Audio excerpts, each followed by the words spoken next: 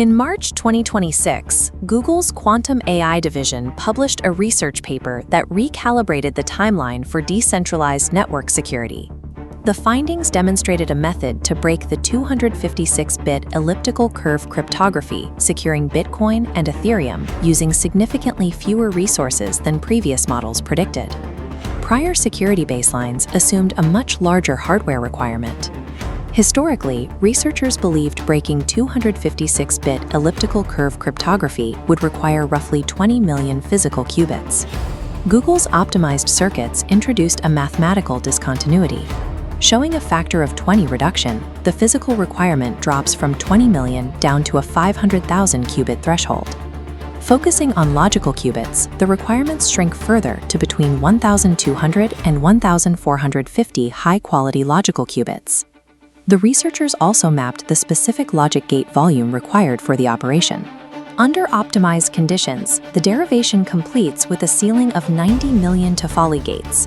This source evidence proves the collapse in resource requirements.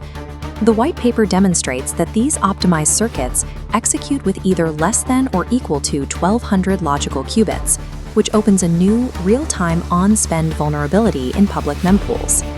This resource collapse fundamentally shifts the true nature of the quantum threat. It is no longer a distant theoretical abstraction, but a quantifiable engineering timeline used to track the remaining security of modern cryptography. While the paper details the math, laboratories are already scaling the physical qubits. Engineers are now assembling the high-density processors required to meet these thresholds. Major tech entities are operating on aggressive hardware roadmaps to reach these goals. IBM is specifically scaling its Starling and BlueJay processors toward the physical qubit counts identified in the Google research. Google has already issued an informal mandate to migrate its own infrastructure to post-quantum cryptography. They have set a hard 2029 deadline to complete that transition. A centralized corporate mandate allows for rapid deployment, but decentralized blockchains operate differently. Upgrading a protocol like Bitcoin requires voluntary coordination across thousands of independent nodes and miners. This creates a race condition. Hardware capabilities are accelerating at a pace determined by corporate R&D, while the protocol's defenses are tied to a consensus-driven upgrade process that is historically rigid. Shor's algorithm faces one critical operational constraint.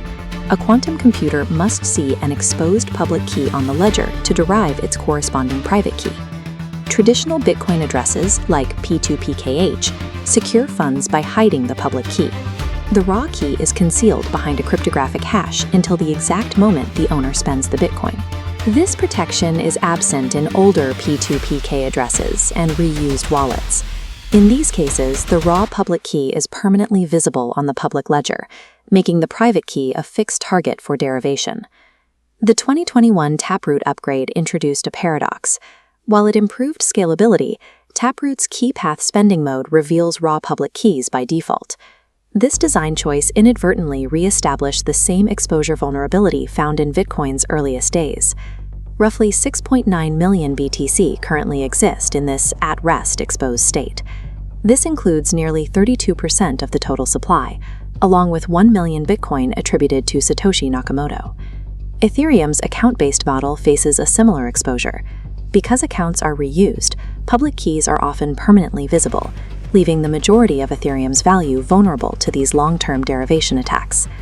While these 6.9 million dormant coins represent a massive systemic risk, they are stationary targets. The most immediate threat is the hijacking of active transactions. The on-spend attack is the most disruptive finding in the white paper. It targets even the most secure hashed addresses by waiting for the owner to initiate a transfer. When a user sends a transaction from a secure address, the public key is broadcast to the network's mempool. It sits there, unconfirmed and exposed, for the several minutes it takes a miner to include it in a block. This broadcast triggers a race condition. On one track, legitimate miners attempt to solve a block, a process that averages 10 minutes.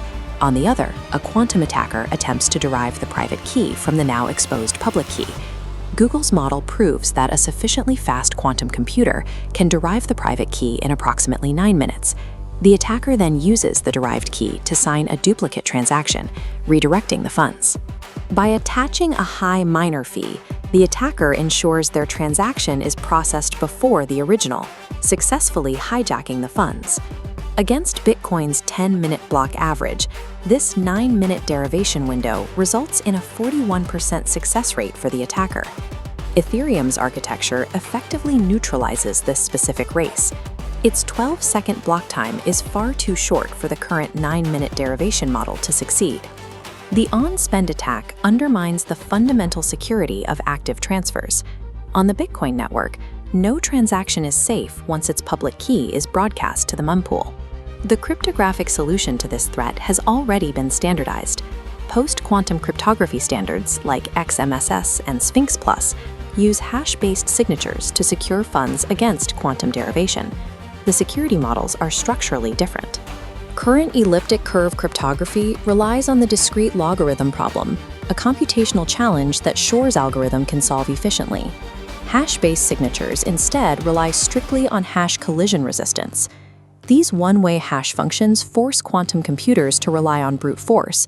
This eliminates the exponential speed advantage of a quantum processor, making the derivation of a private key practically impossible. This defense is being proposed for Bitcoin via BIP 360, also known as Pay-to-Merkle-Root or P2MR. P2MR integrates with the existing network, offering functionality nearly identical to Taproot while removing the quantum vulnerable keypath spend. The architecture for protecting the network exists today. The challenge is no longer about the math of survival, but the mechanics of implementation. Decentralized network governance remains the final bottleneck for quantum resistance. Centralized tech upgrades can happen in a single deployment. Blockchain upgrades, however, require thousands of independent participants to reach consensus, a slow and deliberate process. Historical data shows that a major Bitcoin upgrade pipeline, from proposal to minor consensus, typically takes 5 to 7 years to execute. Overlaying the quantum hardware roadmap onto this 7-year consensus block reveals a critical overlap. The hardware development cycle is projected to reach the quantum threshold before a new protocol upgrade can reach full adoption. The final burden rests with the user. Even after consensus is achieved, every participant must manually broadcast a transaction to migrate their funds to the new quantum-resistant P2MAR addresses. In 2010, Satoshi Nakamoto assumed the network could coordinate a transition if cryptography degraded slowly over time. Google's 2026 paper proves the hardware will arrive faster than that assumption allowed for. Bitcoin's resilience now depends on whether its decentralized consensus can outrun the 9-minute quantum window.